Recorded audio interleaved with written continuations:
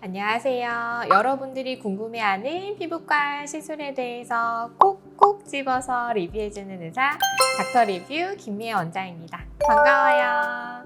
오늘은 피부과에서 점이나 사마귀, 검버섯 제거 후에 붙이는 듀오덤에 대해서 콕콕 집어서 리뷰해드리도록 하겠습니다.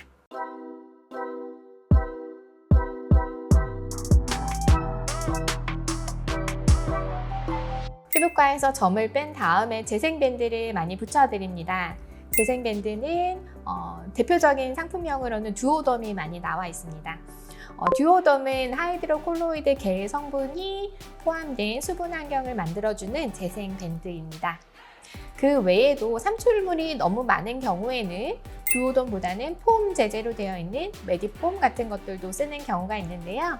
일반적으로 피부과에서 시술하는 점을 빼는 경우는 얇게만 피부 표피층에만 상처를 내는 경우이기 때문에 삼출물이 그렇게 많지 않아서 메디폼 같은 종류보다는 듀오덤을 많이 붙이고 있습니다. 첫 번째, 듀오덤은 언제까지 붙여야 되나요?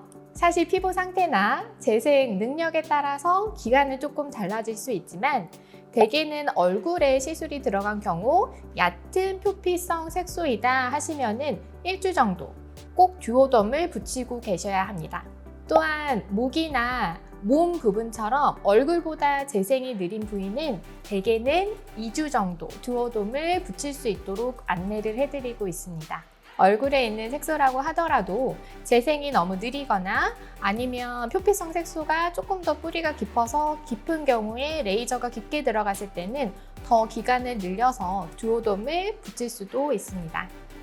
두 번째, 듀오덤은 언제 갈아줘야 되나요? 듀오덤이 너무 자꾸 갈아주시다 보면은 딱지가 떨어지면서 오히려 점 뺀 다음에 색소 침착이 생기는 경우도 있습니다. 하지만 진물이 나서 듀오덤이 너덜너덜해지는 경우도 있는데요. 듀오덤의 중요한 목적은 수분 환경을 유지해줘서 상피 재생화가 빨리 이루어질 수 있도록 도와주는 것이기 때문에 듀오덤에 진물이 너무 많이 나서 듀오덤이 떨어져서 딱딱하게 된다거나 아니면 수분 환경이 유지되지 않을 정도로 진물이 많이 난다 하시면 갈아주셔야 되시고요. 만약에 진물이 많이 나지 않는데 자꾸 갈아주시는 거는 추천드리지 않습니다. 세 번째, 듀오덤을 붙이고 나서 세안해도 괜찮은가요? 듀오덤은 자른 가장자리를 제외하고는 방수 기능이 되기 때문에 물에 푹 담가서 듀오덤 가장자리에 물이 많이 닿게 하시는 것은 사실 좋지가 않지만 가볍게 세안하시는 정도는 방수가 되시므로 가벼운 세안 정도는 괜찮습니다. 네 번째, 자외선 차단제를 발라야 하나요? 라고 또 물어보시는데요. 듀오덤 자체만으로도 자외선 차단 기능이 포함되어 있는 듀오덤들이 있습니다.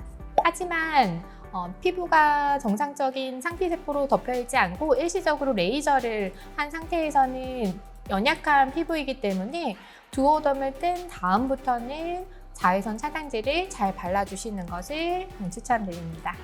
다섯 번째, 듀오덤 붙일 때 소독해야 되나요? 집에서 손으로 세균 감염을 시키면서 건드리지 않으신다면 소독이 필요치는 않지만 내가 손으로 건드렸다거나 아니면 듀오덤을 붙일 때 듀오덤 부위가 깨끗하지 않은 상태다 그러시면은 알코올 솜 같은 걸로 한번 톡톡 소독을 하신 다음에 붙여주시는 것이 좋습니다. 하지만 이렇게 소독을 하실 때 많이 문지르시다 보면은 딱지가 앉은 부분을 건드려서 떨어지게 하는 경우도 있기 때문에 이런 경우에는 사실은 딱지가 일찍 떨어지지 않도록 하는 것이 훨씬 더 중요할 수 있기 때문에 눌러서 소독만 해주시고 만약에 그걸 못하겠다 하시면은 흐르는 깨끗한 생리식염수로 흘려주시고 마른 다음에 그 다음에 듀오덤을 붙여주시는 것이 좋습니다. 여섯 번째, 듀오덤 붙일 때 항생제 연고 같이 발라야 되나요? 라고 또 물어보시는데요. 상처가 깨끗하지 않다거나 아니면 감염의 우려가 있는 부위이거나 혹은 듀오덤을 붙이기 어려운 부위일 경우에는 항생제 연고를 처방해 드리는데요. 만약에 눈꺼풀 같이 듀오덤을 붙이기 어려운 부분이다 하시는 부분들은 항생제 연고를 잘 발라주셔서 항생제 연고에도 약간의 오일 성분이 포함되어 있기 때문에 밀폐 기능과 그리고 보습 기능이 있기 때문에 항생제 연고를 잘 발라주셔서 듀오덤과 같은 역할을 해주시는 것이 좋습니다. 그러면 항생제 연고를 먼저 바르고 두오덤을 붙여도 되지 않나요? 라고 하시는 분들도 있는데요. 항생제 연고를 바르신 후에 두오덤을 적용하시면 접착력이 떨어지면서 수분 환경이 유지되지 않기 때문에 깨끗이 소독을 한 다음에 두오덤을 붙여주시는 것이 더 효과가 좋습니다. 점을 빼고 이제 두오덤도 다 떼신 상태에서도 붉은 기운이 남아있는 경우가 있는데요. 이럴 때는 보습제를 잘 발라주시는 것이 좋고요.